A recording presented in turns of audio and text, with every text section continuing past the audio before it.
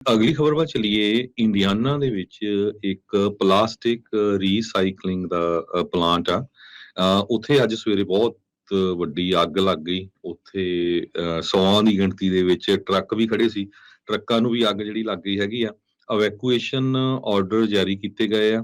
ਰਿਚਮੌਂਡ, Indiana ਦੇ ਵਿੱਚ major fire broke out ਹੋਈ ਆ। ਪਲਾਸਟਿਕ ਰੀਸਾਈਕਲਿੰਗ ਦਾ ਪਲਾਂਟ ਆ, ਜਿਹਦੇ ਕਰਕੇ ਇਵੈਕੂਏਸ਼ਨ ਆਲੇ ਦੁਆਲੇ ਦੇ ਜਿਹੜੇ ਲੋਕ ਰਹਿਣ ਵਾਲੇ ਆ, ਕਾਫੀ ਦੂਰ ਤੱਕ ਉਹਨਾਂ ਨੂੰ ਇਵੈਕੂਏਟ ਕੀਤਾ ਗਿਆ, ਕਿਉਂਕਿ ਜਦੋਂ ਪਲਾਸਟਿਕ ਪਿਘਲਦੀ ਆ ਤੇ ਉਹ ਜਿਹੜਾ ਬੜਾ ਹੈਲਥ ਦੇ ਲਈ ਰਿਸਕੀ ਹੁੰਦਾ ਹੈਗਾ। Indiana state fire marshal Steve Jones ਨੇ ਕਿਹਾ ਵੀ ਇਹ ਜਿਹੜੀ ਅੱਗ ਲੱਗੀ ਆ, ਇਹ ਇਦਾਂ ਨਹੀਂ ਵੀ ਅੱਜ ਬੁੱਝ ਜਾਊਗੀ, ਇਹ ਕਾਫੀ ਦਿਨ ਬਰਨ ਹੁੰਦੀ ਰਹੂਗੀ।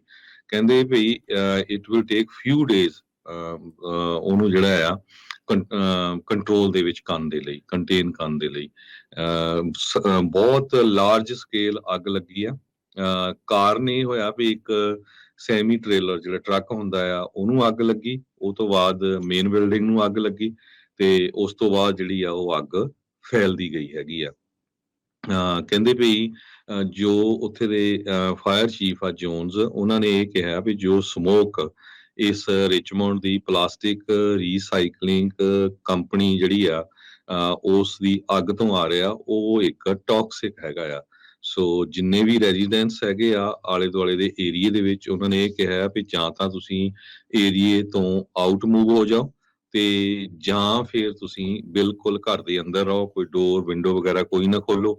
ਜੇ ਕਿਤੇ ਬਾਹਰ ਵੀ ਜਾਣਾ ਪੈਂਦਾ ਤੇ ਮਾਸਕ ਵਗੈਰਾ ਪਾ ਕੇ ਜਾਓ। ਜਿਹੜੇ ਤੁਹਾਡੇ ਪੈਟਸ ਆ, ਈਵਨ ਜਿਹੜੇ ਤੁਹਾਡੇ ਐਨੀਮਲਸ ਹੈਗੇ ਆ, ਉਹਨਾਂ ਨੂੰ ਵੀ ਇਨਸਾਈਡ ਦਾ ਬਿਲਡਿੰਗਸ ਰੱਖੋ।